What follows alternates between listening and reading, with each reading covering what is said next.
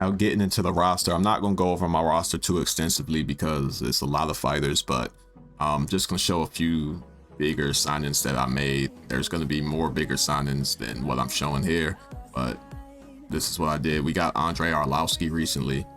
The biggest signing I did was definitely Cyril Gahn, and he's going to be good for our heavyweight division. As you saw, I signed Junior Dos Santos as well. I'm building the heavyweight division up because that's where Bellator is really lacking at, is the heavyweight division. I feel good about the Darren Stewart signing, even though he had lost a few. I feel good about Darren Elkins signing. David Branch, even though he's older, he picked up that win over Lyoto Machida. I felt good about that. Got Diego Sanchez, the decent signing name-wise. You know, we got Dylan Dennis, who everybody loves, of course. Duho Choi, Donald Cerrone, those are big ones for me. Eric Silva's still here, but he won't be for long. I'm not re-signing him. Got Fabian Edwards, and Fabian Edwards he got a good win recently, and I re-signed him. Got Frankie Saenz, Frankie Edgar. You know, some older guys, but guys that I think really will help the brand grow. I got Greg Hardy. I didn't really want to, but I was like, man, we need anybody at heavyweight, to be honest. You got Jamie Pickett. Not the biggest signing, but I'm a fan of his fights. Had a lot of good fights, and that's the main thing, because we're gonna try to have a lot more good fights on the card.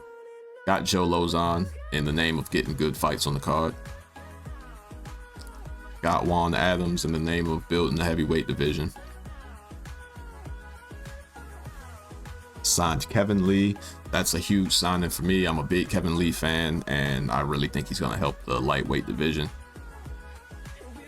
I fully signed Kyoji Horiguchi exclusively. He was Rizin and Bellator. Now he's just a Bellator fighter. We got Luke Rockhold, older fighter, but he will help sell tickets. We're based in California, and he sells tickets there. Got Michael Johnson. I'm mostly using him to build fighters up. We signed Rafael Assunção. I don't know. I like Assunção, and I think he's good for the bantamweight division. Already a stacked division in Bellator, and he's just going to help it out. Got Robbie Lawler. I know a lot of these guys are older guys, and that's why they were let go, but I think they add a lot to the cards when I don't know, like when I don't have anybody to put there. It's going to be good to have a Robbie Lawler fight on the card. Got Pel Harris, of course, the GOAT. And we signed former Bellator champion Zoila Frosto. She's older, but she's been getting wins recently, and I'm excited to have her back. We got her on a card that's coming up as well, and we will be looking at those cards next. Now we have the upcoming cards. Some of these upcoming cards aren't fully built out because I was waiting to finish out some of the cards so that I can put the fighters that I want on these cards, but this card's definitely done. So this is the one that we'll be watching. It's Bellator 278 in Hawaii. Yaroslav Amosov versus Lawrence Larkin for the welterweight title. Lauren Larkin's on a good win streak. We got Alimale McFarland versus Poliana Viana. That's a great fight. Yancy Medeiros versus Peter Quilley is a good one. And, you know, we represent Hawaiians here, especially here with Kai Kamaka as well. I can't say these names, but that's a good fight, I can tell you that. We got good prospects all on here. Chase Hooper, who I signed recently. Great prospect. Toby is a great prospect. Dalton Rost is a great prospect. Mandel Nalo is a great prospect. So just a great undercard as well. Bellator 280 in France. We're going to have Cyril Gahn versus Josh Barnett. Big fight winner that's getting a title shot. Phil Davis is fighting on the card.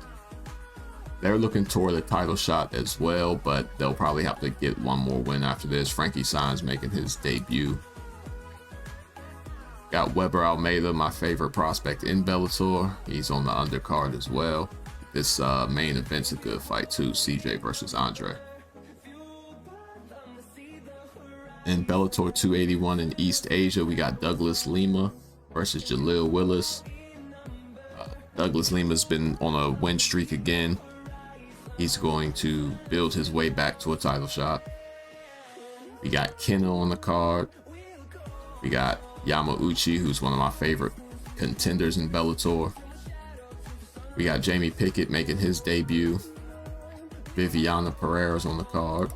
Then in the prelims, we got a lot of, we're trying to build up our Asian market because right now the deal that we had with the big Asian market, they let me go because we're not big enough in Asia. So we got a smaller one and we're trying to get a better broadcast deal. So that's what that show is about. Bellator 282, we're going to have Patricky Pitbull versus AJ McKee for the lightweight title. AJ McKee is moving up to fight Patricky for the lightweight title. We're going to have Joey Davis versus Logan Storley. Joey Davis is undefeated. Logan Storley's a contender. The winner of this fight is going to be getting a bigger fight, and Joey Davis, well, it's a big step up for Joey Davis. We got Romero Cotton getting a good fight. It's a fight between two undefeated fighters, one in Bellator. Doo-Ho Choi is making his Bellator debut against Aaron Pico. That's going to be a fucking crazy fight. Juan Adams is making his Bellator debut against Tim Johnson. Then on the undercard, Christian Edwards versus Carl Moore is a good fight. Augusto, good knockout artist to have on the card. Keith Lee versus Jarrett Scoggins should be fun. And those are the bigger fights on the undercard. Then Bellator 283 in London, got MVP versus Dylan Danis. I know everybody wants to see this because they don't like either guy, and we know the most likely scenario is Dylan Danis is getting knocked the fuck out. Paul Daly versus Diego Sanchez. It's a rough one for Diego Sanchez, but if he wins, my boy is a contender. Darren Stewart making his Bellator debut in a tough fight against Van Stennis. Van Stennis ain't been losing. I done booked that man a couple times. He ain't been losing, so we gonna see how he does here. We got Linton Vassell, heavyweight contender. And we got Adam Ward, I can't say that last name, but Polish dude who's making his debut. He's got a good record, 10-2. I think he's gonna be a good fighter for our heavyweight division. And then we got Ashley Reese, young prospect, getting a step up in Derek Anderson, who is a contender in our division. Then on the prelims, Sal Rogers is on the prelims. He's been losing, man. I've been trying to get him a win, but we got Galore Bafondo. That's my man. So I'm glad I signed him. That's the dude who was in the UFC and he did that judo throw slam that knocked somebody out. You don't know. Pretty good fights on the prelims. Then Bellator 284. This one is the one that I don't think is completely finished. But no, I think it is because I got Valentin Modolsky versus Junior Dos Santos for the heavyweight title. That's going to be a banger.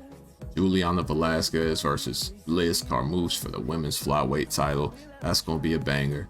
Patrick Mix versus Henry Corrales is a banger. Zoila Frosto versus Vida Ortega is a banger. Justin Gonzalez is the undefeated fighter, 12-0. That's going to be a banger. Valerie Beretta is always worth watching. And she's facing Bruna Ellen, who doesn't have a great record, but she's usually in fun fights in Bellator. So, I mean, neither one of them have a great record. They're always in fun fights, so that's a great fight. Then Florida, where Valerie Loretta's from. That's why I put her on the main card. Got Michael Johnson versus Syed Awad. Great fight. Tyrell Fortune versus Javier Ayala. That's a great fight as well. I think Vladimir Tokov versus Nathan Rose is a good one.